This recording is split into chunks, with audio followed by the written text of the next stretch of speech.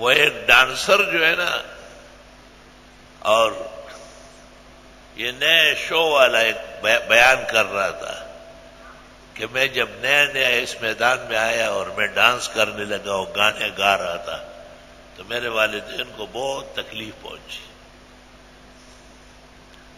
اور وہ کہتے تھے کہ بیٹے یہ تم نے کیا شروع کر دیا؟ کہ خدا کو منظور تھا کہ چند مہینوں میں دونوں مر گئے۔ دیکھے ذرا آگے کیا کہتا ہے، کہتے میں سمجھ گیا کہ اللہ میرے ساتھ ہے۔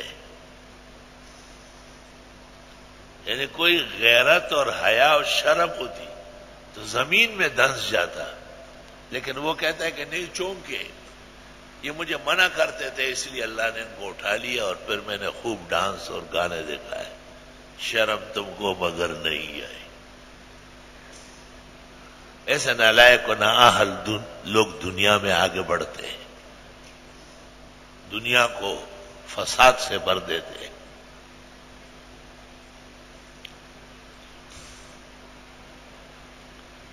اللہ اکبر کبیر۔ تو علماء کرام یا والدین، ان کا ایک بہت بڑا مقام ہے، اگرچہ بت ہے جماعت کے آستینوں میں، مجھے ہے حکم ازاں لا الہ الا اللہ۔ ایک تعلق ہمارا دنیا سے ہے، کوئی شک نہیں ہے کہ دنیا کی زندگی بھی پرسکون ہونا چاہیے، راحت اور خوشی والی ہونا چاہیے، اور وہ بغیر معاش کے اور اقتصادیات کے نہیں ہوتا۔ لیکن ایک نہ ختم ہونے والی زندگی ہماری آخرت کی ہے، اور اس زندگی کی تعمیر کے لیے اور اس کو سمجھانے کے لیے اور صحیح طرح گزارنے کے لیے اللہ نے 1,24,000 انبیاء و مرسلین مبعوث کیے۔ وہ یہی کہتے تھے کہ دنیا تو لہو و لعب ہے، کھیل تماشا ہے، تفاخر و تکاثر فی الاموال والاولاد ہے۔ جیسے بارش ہو جائے تو فصل تر و تازہ ہو جاتی ہے، کچھ دنوں بعد وہی فصل پیلی پڑ جاتی ہے اور پھر ٹوٹ پھوٹ کے تباہ و برباد ہو جاتی ہے۔ یہی حال دنیا کا ہے۔ ہمیں اس بات پر کوئی افسوس نہیں ہے کہ لوگ امریکہ میں جاتے ہیں، امریکہ میں ان کو بہت زیادہ سہولت رہتی ہے۔ ہمیں افسوس یہ ہے کہ اس مختصر زندگی کے لیے کتنا بڑا فکر کیا گیا اور کس قدر تناؤ برداشت کیا گیا۔ اس وقت پوری دنیا میں امریکہ کا کام جو ہے وہ اسلام کی بیخ کنی، خدا تعالیٰ اس کی بیخ بنیاد نکالے، اور یہ غرض کے لیے وہ دنیا کے پجاری جو وہاں گئے یہ بھی ساتھ ڈوبے۔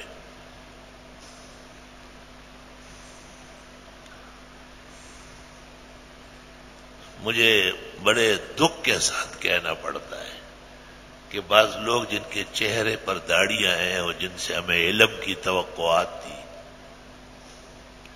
اور ہم ان کو علم کا بہت بڑا ڈھال سمجھتے تھے، لیکن جب امتحان آیا تو وہ فیل ہو گئے۔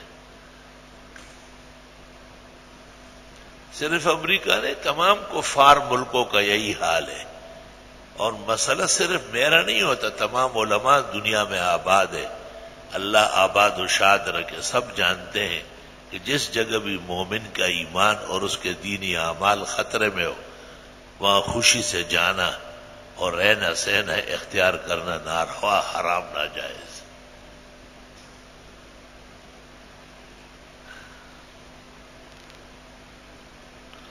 تو اب اس دور میں ایسے لوگ پیدا ہو گئے، یا پہلے بھی ہوں گے، ہمیں ان کا معلوم نہیں ہے۔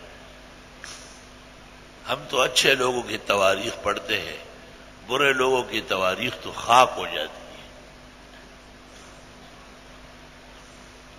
کہ اپنی اولاد کو ایسی تعلیم و تربیت دیتے جو اللہ اور رسول کو بھول جاتے ہیں۔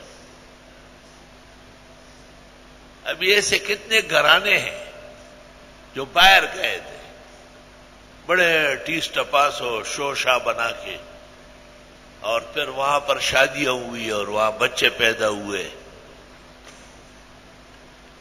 اور پھر وہ نوکری اور وہ کام کاج آہستہ آہستہ ختم ہو جاتا ہے، وہ غیر لوگوں کو زیادہ جمنے نہیں دیتے۔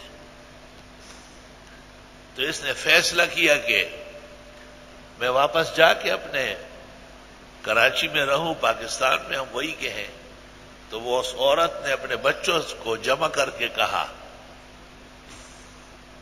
ان کے رشتہ دار یہاں موجود ہے، معافی چاہتا ہوں ان سے، اور بچوں کو کہا کہ اگر ذلت اٹھانی ہے، خواری قبول کرنی ہے، عمر بھر بھوکا رہنا ہے، تو اس باپ کی بات مانو اور اس کے ساتھ چلے جاؤ، اور اگر تم نے عیش کرنی ہے اور دنیا کمانی ہے آرام و راحت سے تو میرے ساتھ رہو۔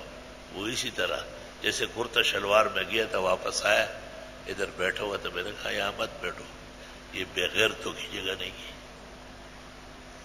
جب جا رہا تھا میں منع کر چکا تھا، بیٹے بیٹیاں سب، اور ماں نے ان کو کہا ہم عیسائی ہیں، ہم تو ویسے اس کو خوش کرنے کے لیے کلمہ پڑھتے تھے، ہمیں کوئی ضرورت نہیں ہے اسلام کی۔ تشپتورا و کالو خان تمہیں گورا، اور سلاسی مجرد لے گیا تھا، اسے سلاسی واپس لے آیا۔ عورت، بچے، جوان، لڑکیاں، لڑکے سب واپس عیسائی ہو۔ آپ نے اتنے عرصے میں یہ فکر کی تھی کہ ایمان کے کس کو کہتے ہیں، یہ کیسے مسلمان ہوں گے؟ آپ بھی انہی کی طرح تھے جیسے وہ تھے۔ ذالک عذاب الادنی، اللہ فرماتے ہیں جو دنیا کی تکلیف ہے، وَلَعَذَابُ الْآخِرَةِ أَشَدُّ وَلَعَذَابُ الْآخِرَةِ أَكْبَرُ، وہ تو بہت بڑا عذاب ہے آخرت کا۔ اللہ تعالیٰ حفظ و امان نصیب فرمائے۔